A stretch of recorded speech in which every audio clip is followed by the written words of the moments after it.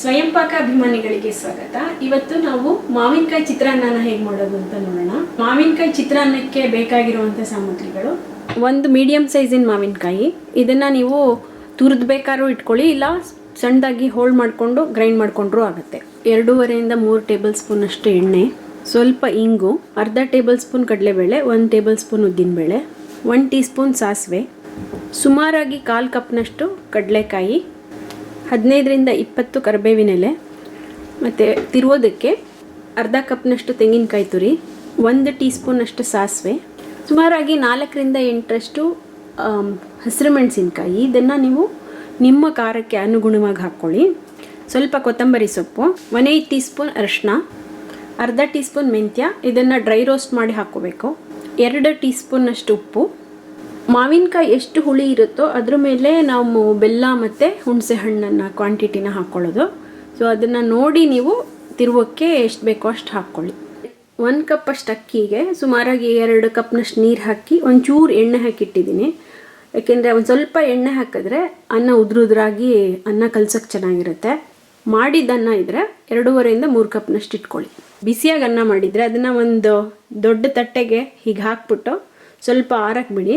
ಮಾವಿನಕಾಯಿ ತೊಟ್ಟನ್ನು ಕಟ್ ಮಾಡ್ಕೊಂಬಿಟ್ಟು ತುರಿಮಣೆಯಲ್ಲಿ ಸ್ವಲ್ಪ ತುರ್ಕೊಳ್ಬೋದು.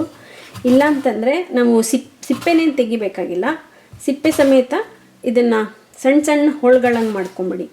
ನಿಮ್ಮ ಮಿಕ್ಸರಲ್ಲಿ ಈ ಥರ ಹೋಳುಗಳನ್ನು ಮಾಡಿಬಿಟ್ಟು ರುಬ್ಬಕ್ಕೆ ಕಷ್ಟ ಆಗುತ್ತೆ ಅಂತಂದರೆ ತುರ್ಕೊಂಡ್ಬಿಡಿ. ಇದನ್ನು ಈ ಥರ ಕಟ್ ಮಾಡಿ ಹಾಕಬೇಕಂತೇನಿಲ್ಲ, ತುರಿದ್ಬಿಟ್ಟು ಕೂಡ ನೀವು ಸ್ವಲ್ಪ ಗ್ರೈಂಡ್ ಮಾಡ್ಕೋಬೋದು.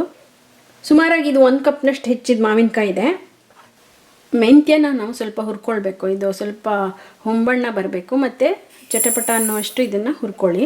ಒಂದು ಒಗ್ಗರಣೆ ಸೌಟಿಟ್ಟು ಎಣ್ಣೆ ಹಾಕದಲ್ಲೇ ಇದನ್ನು ಡ್ರೈ ರೋಸ್ಟ್ ಮಾಡಬೇಕು. ಹೈ ಹೀಟಲ್ಲಿ ಇಟ್ಟು ಇದನ್ನು ಹುರಿಬೇಡಿ, ಬೇಗ ಸೀದೋಗುತ್ತೆ. ಈ ಥರ ಸ್ವಲ್ಪ ಹೊಂಬಣ್ಣಕ್ಕೆ ಬರುತ್ತೆ, ಇದನ್ನು ಆಫ್ ಮಾಡಿಬಿಡಿ. ಮೊದಲು ಮಿಕ್ಸರಲ್ಲಿ ಈ ಹುರ್ಕೊಂಡಿರ್ತೀವಲ್ಲ ಮೆಂತ್ಯ ಮತ್ತು ಸಾಸಿವೆನ ಹಾಕಿ ಒಂದ್ಸಲ ಪುಡಿ ಮಾಡಿ. ಇಲ್ಲ ಅಂತಂದರೆ ನೀವು ಕುಟ್ಟಾಣಿನಲ್ಲಿ ಪುಡಿ ಮಾಡಿದ್ರೂ ಆಗುತ್ತೆ. ಸಾಸಿವೆನ ಹಸಿದೆ ಹಾಕಬೇಕು, ಆದರೆ ಮೆಂತ್ಯನ ಹುರಿದು ಹಾಕಬೇಕು. ಇದೊಂದು ಸ್ವಲ್ಪ ಪುಡಿ ಆದಮೇಲೆ ಇದಕ್ಕೆ ಕಾಯಿ, ಹುಣಸೆಹಣ್ಣು, ಬೆಲ್ಲ, ಅರಿಶಿನ, ಹಸಿರು ಮೆಣಸಿನ್ಕಾಯಿ ಮತ್ತು ಕೊತ್ತಂಬರಿ ಸೊಪ್ಪನ್ನು ಹಾಕಿ ಸಣ್ಣದಾಗಿ ರುಬ್ಕೊಳ್ಳಿ. ಈಗ ಇಷ್ಟಾದಮೇಲೆ ಇದಕ್ಕೆ 1-2 ಮಾವಿನಕಾಯಿ ಹಾಕ್ಬಿಟ್ಟು ಮತ್ತೆ ರುಬ್ತೀನಿ. ನೀವು ದೊಡ್ಡ ಮಿಕ್ಸರ್ ಜಾರ್ ಉಪಯೋಗಿಸೋದಾದರೆ ಎಲ್ಲ ಒಟ್ಟಿಗೆ ಹಾಕ್ಬಿಟ್ಟು ಒಟ್ಟಿಗೆ ಮಾಡ್ಕೋಬೋದು. ತುಂಬ ನೀರು ಹಾಕ್ಕೋಬೇಡಿ, 1 2 ಚಮಚ ನೀರು ಹಾಕ್ಕೊಂಡು ಆದಷ್ಟು ಕಮ್ಮಿ ನೀರಲ್ಲಿ ಈ ಮಸಾಲೆನ ತಯಾರು ಮಾಡ್ಕೊಳ್ಳಿ. ನಾನು ಪುಟ್ಟ ಮಿಕ್ಸರ್ ಜಾರ್ ಉಪಯೋಗಿಸ್ತಾ ಇರೋದ್ರಿಂದ ಇದನ್ನು ತಿರುವಿದ್ದನ್ನು ಒಂದು ಬೌಲಿಗೆ ತಗೊಂಡು ಮತ್ತೆ ಮಾವಿನಕಾಯಿ ಹಾಕಿ ರುಬ್ಕೊಳ್ತೀನಿ. ನೀವು ದೊಡ್ಡದಾದರೆ ಒಟ್ಟಿಗೆ ಎಲ್ಲ ಹಾಕ್ಬಿಟ್ಟು ಒಂದು ಸಲ ಮಾಡ್ಕೊಳ್ಬೋದು. ಈಗ ಮಾವಿನಕಾಯಿನೂ ತಿರುವ್ಕೊಂಡಾಯಿತು. ಏನಂದರೆ ನೀವು ಮಾವಿನಕಾಯಿನ ತುರಿದ್ಬಿಟ್ಟು ಮಾಡಿದ್ರೆ ಸುಮ್ಮನೆ 1 ಪಲ್ಸ್ ಮಾಡಿದ್ರೆ ಸಾಕು ತುರಿದಾಗ. ಯಾಕೆಂದರೆ ತುಂಬ ಸಣ್ಣಕ್ಕೆ ನುರಿಬೇಕಾಗಿಲ್ಲ, ಆವಾಗ ಚೆನ್ನಾಗಿರೋದಿಲ್ಲ. ತುಂಬ ನುಣ್ಣಗಾಗ್ಬಿಟ್ರೆ ಸ್ವಲ್ಪ ತರಿ ಇರಬೇಕು ಇದು. ನೀವು ಎಲ್ಲನೂ ಒಟ್ಟಿಗೆ ಹಾಕ್ಬಿಟ್ರೆ ನೀರು ಹಾಕೋ ಅವಶ್ಯಕತೆನೇ ಇರಲ್ಲ, ಯಾಕೆಂತಂದರೆ ಮಾವಿನಕಾಯಿಯೇ ನೀರು ಬಿಟ್ಟಿರುತ್ತೆ. ಇವಾಗ ನಮಗೆ ಮಸಾಲೆ ರೆಡಿಯಾಗಿದೆ, ಒಗ್ಗರಣೆ ಹಾಕೋಣ. ಈಗ ಬಾಣಲೆ ಅಥವಾ ನೀವು ಯಾವ ಪಾತ್ರೆಯಲ್ಲಿ ಅನ್ನ ಕಲಿಸ್ತೀರೋ ಆ ಪಾತ್ರೆಗೆ ಎಣ್ಣೆ ಹಾಕಿಬಿಟ್ಟು ಮೀಡಿಯಮ್ ಉರಿನಲ್ಲಿ ಬಿಸಿಗಿಡಿ.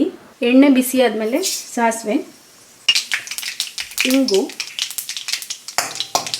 ಪುಡಿ ಹಿಂಗೆ ಹಾಕೋದಾದರೆ ಒಂದು 1/4 ಟೀ ಸ್ಪೂನಷ್ಟು ಹಾಕಿ. ಸಾಸಿವೆ ಚಿಟಗುಟ್ಟಿದ ಮೇಲೆ ಕಡಲೆಬೇಳೆ, ಉದ್ದಿನಬೇಳೆ, ಅದ್ರ ಜೊತೆಗೇನೆ ಕಡಲೆಕಾಯಿ ಹಾಕ್ಬಿಡಿ. ಕಡಲೆಬೇಳೆ ಉದ್ದಿನಬೇಳೆ ಹೊಂಬಣ್ಣಕ್ಕೆ ಬರೋಷ್ಟು ಹುರಿಬೇಕು. ಇದನ್ನು ಕಡಲೆಬೇಳೆ ಉದ್ದಿನಬೇಳೆ ಹೊಂಬಣ್ಣಕ್ಕೆ ಬಂದಿದೆ, ಅದ್ರ ಜೊತೆಗೆ ಕಡಲೆಕಾಯಿನೂ ಆಗಿರುತ್ತೆ. ಈಗ ಇದಕ್ಕೆ ನಾವು ಈ ಮಸಾಲೆನ ರುಬ್ಬಿಟ್ಕೊಂಡಿದ್ದೀವಲ್ಲ ಅದನ್ನು ಹಾಕಿ ಒಂದ್ಸಲ ಮಿಕ್ಸ್ ಮಾಡಿಬಿಟ್ಟು ಇದಕ್ಕೆ ಕರಿಬೇವು ಹಾಕಿ ಮತ್ತು ಉಪ್ಪು ಹಾಕ್ಬಿಡಿ. ಇದನ್ನು ಈ ಮಾವಿನಕಾಯಿ ಹಸಿ ವಾಸನೆ ಹೋಗೋಷ್ಟು ಹುರಿಬೇಕು. ಅಂದರೆ ಈ ಥರ ಹುರಿದಾಗ ನಿಮಗೆ ಎಕ್ಸ್ಟ್ರಾ ನೀರಿನ ಅಂಶ ಏನಿರುತ್ತೋ, ಈ ಮಾವಿನಕಾಯಿಂದ ಎಲ್ಲ ನೀರಿರುತ್ತಲ್ಲ, ನೀರು ಹಾಕಿ ಇದನ್ನು ರುಬ್ಬಿದ್ರೆ ಆ ನೀರಿನ ಅಂಶ ಮತ್ತು ಮಾವಿನಕಾಯಿನಲ್ಲಿರುವಂಥ ನೀರಿನ ಅಂಶ ಎಲ್ಲ ಹೋಗಿ ಎಣ್ಣೆ ಆಚೆ ಬರುತ್ತೆ ಅಲ್ಲಿ ತನಕ ಇದನ್ನು ಹುರಿಬೇಕು.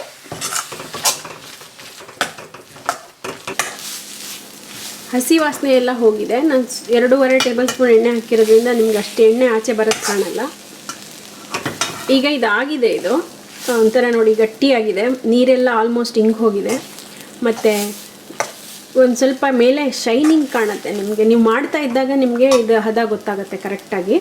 ಹೀಟನ್ನು ಕಮ್ಮಿ ಮಾಡಿಬಿಡಿ, ಲೋಗೆ ಇಟ್ಬಿಟ್ಟು ಅನ್ನ ಆರಕ್ಕಿಟ್ಟಿರೋದನ್ನು ಎಲ್ಲ ಒಂದು ಸಲ ಗಂಟಿದ್ರೆ ಒಡೆದ್ಬಿಟ್ಟು ಅದನ್ನು ಉದುರು ಮಾಡಿ ಅನ್ನನ ಇದಕ್ಕೆ ಹಾಕಿ.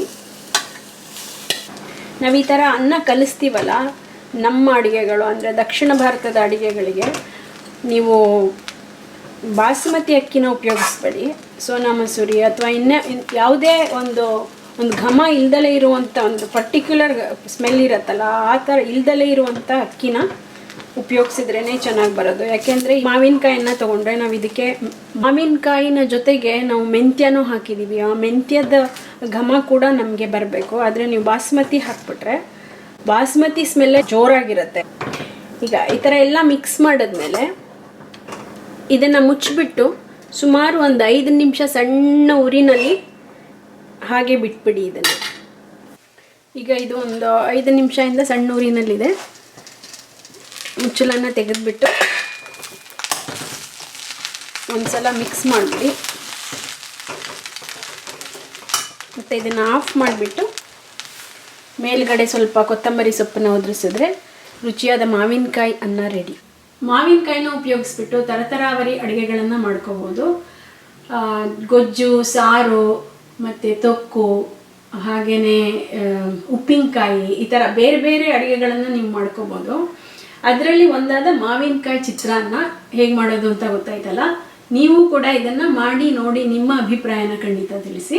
ನಮಸ್ಕಾರ.